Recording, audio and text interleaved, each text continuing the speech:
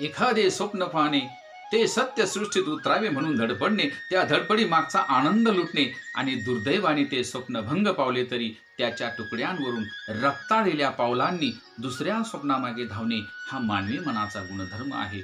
मनुष्याच्या जन्मास अर्थ प्राप्त होतो तो याचमुळे. लेखक वि. स. खांडेकर यांनी यथार्थ वर्णन केलेला हा संसार अपेक्षाभंग करणारा आहे, स्वप्नभंग करणारा आहे आणि दुःखमय आहे. म्हणून तर संत मंडळी म्हणतात की प्रपंच हा सवडीने करावा, मात्र परमार्थ हा आवडीने करावा. जगद्गुरु तुकाराम महाराज म्हणतात की तुका म्हणे घालू तयावरी भार आणि वाहू हा संसार देवा पायी, वाहू हा संसार देवा पायी. रामकृष्ण हरी. जय जय विठोबा रखुमाई, विठ्ठल रखुमाई. जय जय विठ्ठल, जय जय विठ्ठल, तुझिया नामाचा गजर.